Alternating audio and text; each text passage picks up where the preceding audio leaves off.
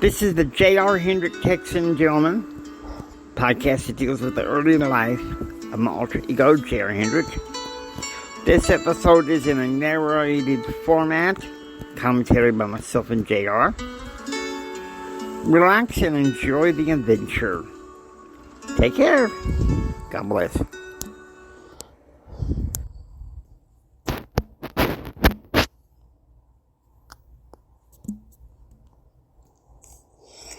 Welcome to the podcast. This one is called Peaceful Interlude. It covers June 19th and 20th. I decided to tape this podcast on a voice recorder and then put it on Spreaker. Otherwise, we're not going to get the success we need to do a full podcast of these. Okay, so it's the 19th. 1:40 a.m. JR has a flashback dream where he's fighting with his father over dinner, May 18th, 1990. And JR's like, well now, why'd y'all decide to use Kyle to fly with Grandma and not me? And Jim says, hey, get your grandma to this corresponding gate. Besides, it won't hurt you to ride with the rest of the family. Jim said,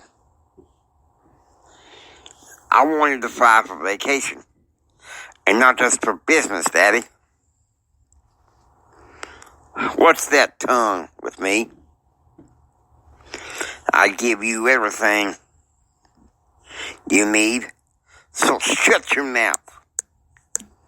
Okay, Jim, you know what happens now. You know what happens. Sorry, you get the bell.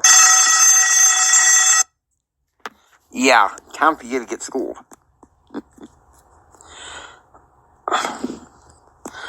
JR, now it was Daddy's behavior that pushed me into the arms of Holly Hawthorne. Some state senator in Texas knew Holly's parents. 3 a.m., Grandma Elizabeth wakes up from a nightmare having stomach cramps. Thomas finds her tonic and JR helps her to a chair. They go into the living room where Grandma Elizabeth plays a Hank Snow record. The album reminds her of her late husband. JR, for those of you born in the 21st century or also millennials who don't know who Hank Snow is, he was a 1950s country icon. On up there with Hank Williams Sr. I agree.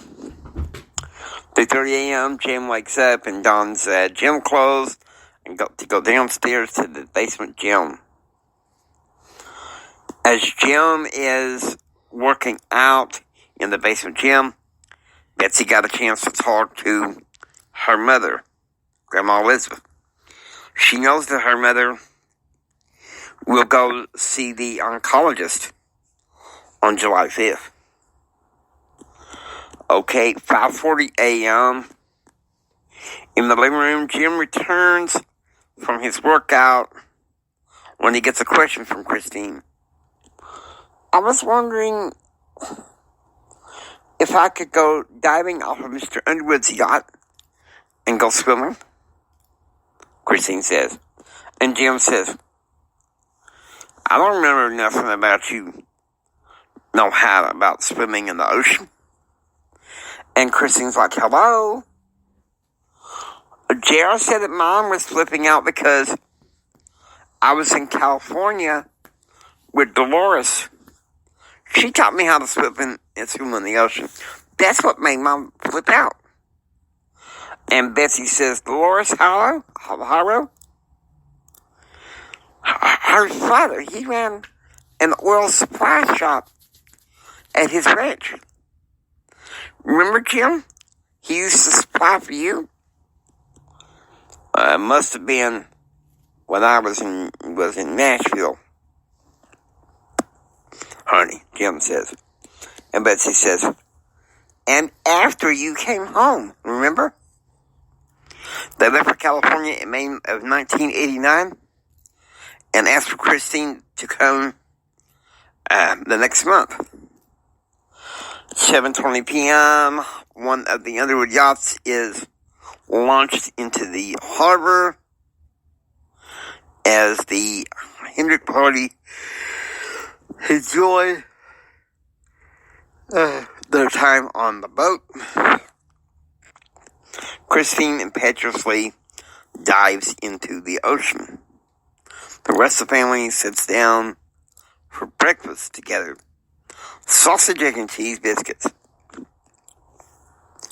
Scotty, how long are you going to be here? Scotty said. I know I was going to come back Wednesday, but I'm not flying back to Virginia Beach until Thursday, Scotty said. Well, at least you can enjoy your time. I'm asking, how's Michelle doing? She's dating again, of course.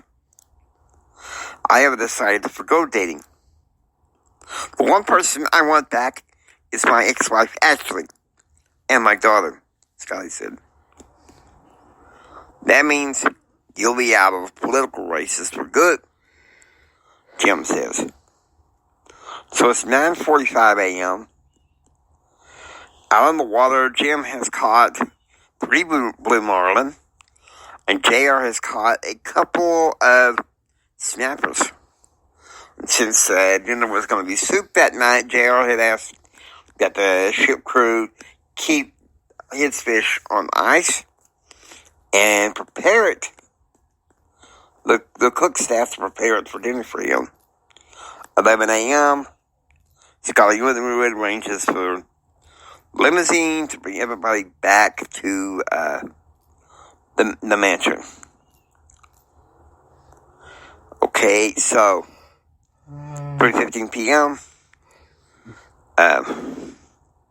Calvin and Cornelius had returned from the Red Scouts hiking jamboree today. And who should greet them at the door but drunk and full of wine, Christine. And Grandma Elizabeth says, "Oh, Christine."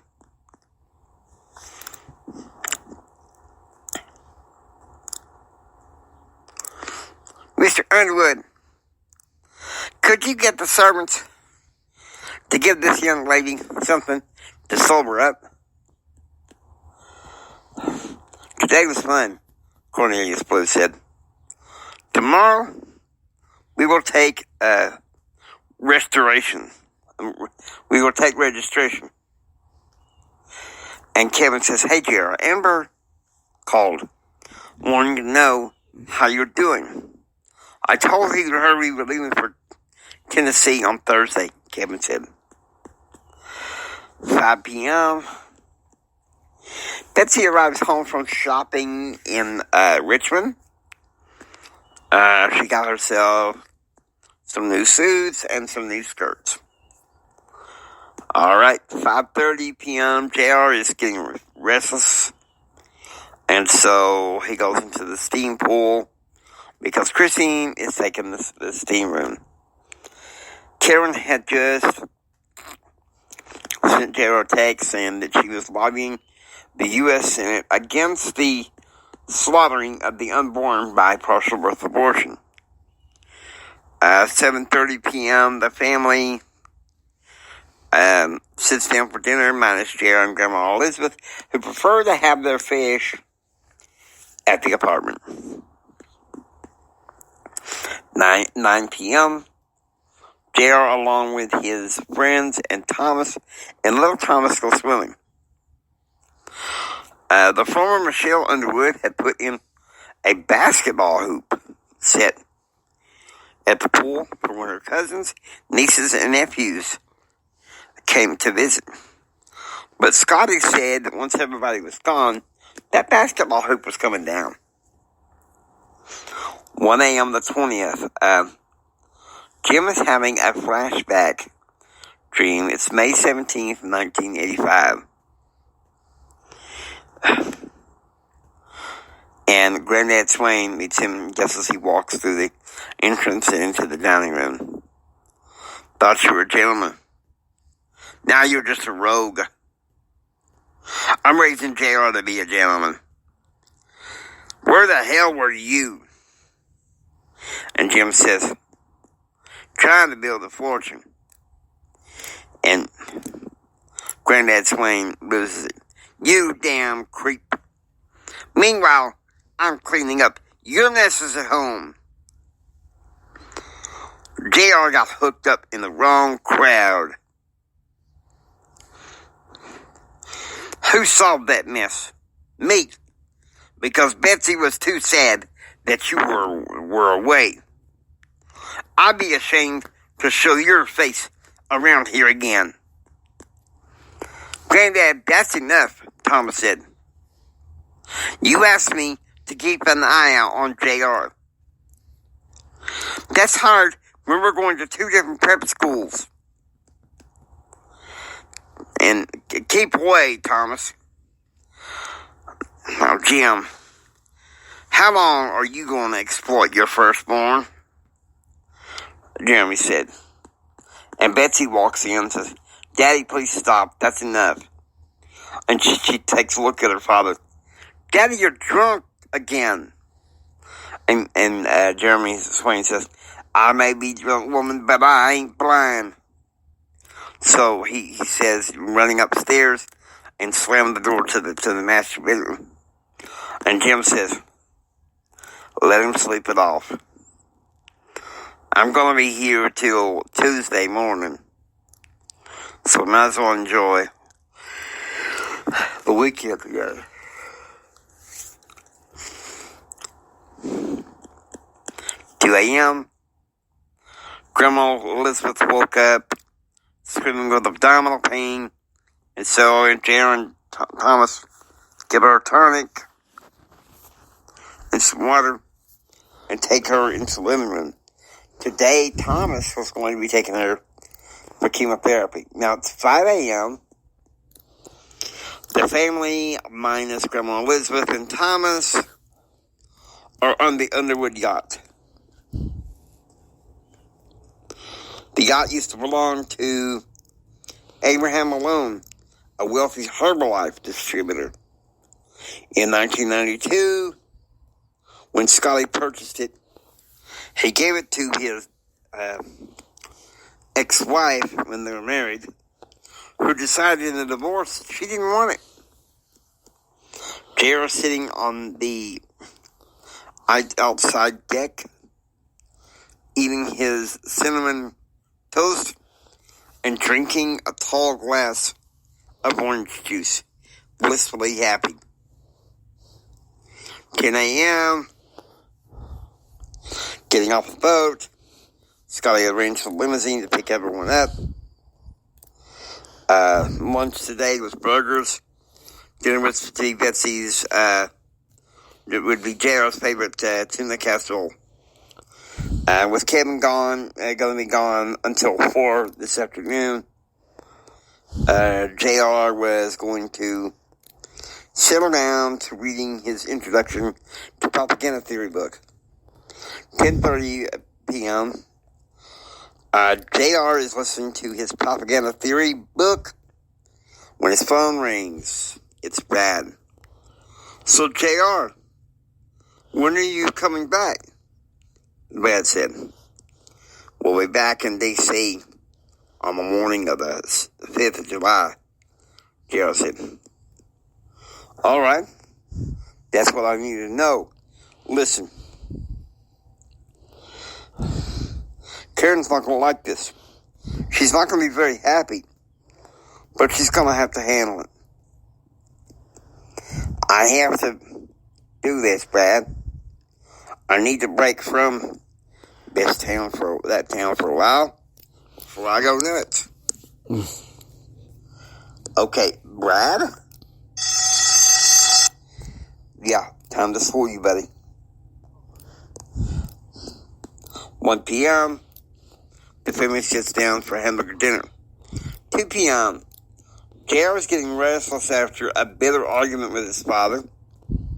2:15 p.m., Betsy takes JR and Christine a limo for a drive around the ocean.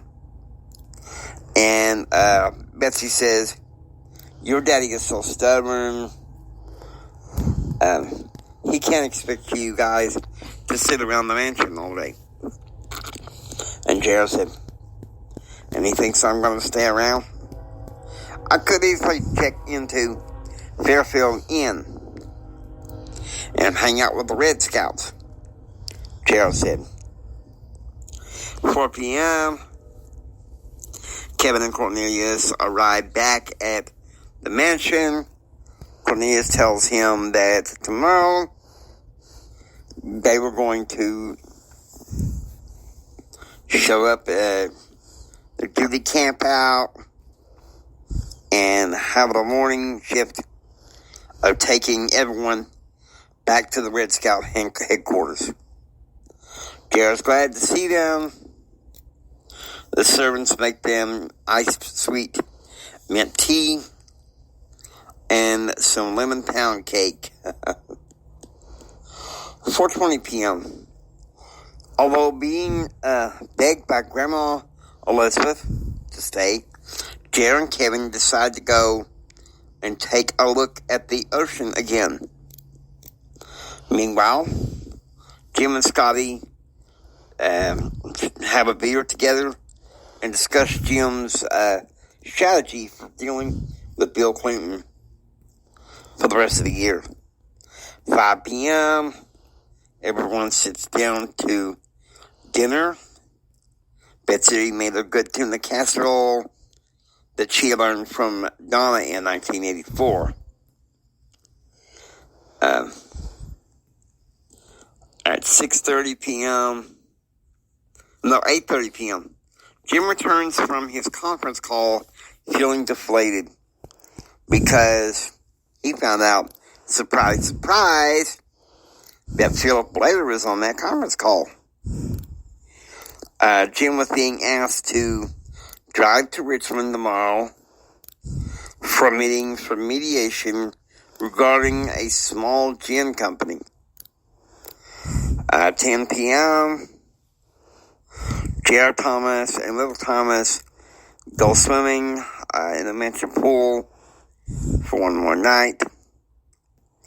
Tomorrow, Kevin and Cornelius will be working at the Red Scouts until 3 p.m. The next day was to be a quiet day. Hope you enjoy listening to the J.R. Hendrick Text and Gentlemen. If you'd like to hear, please subscribe and become a part of the adventure. This is the James Hendrick Empowerment Network saying until next time, get ready for the rest of the story. It's going to be a little more interesting from here.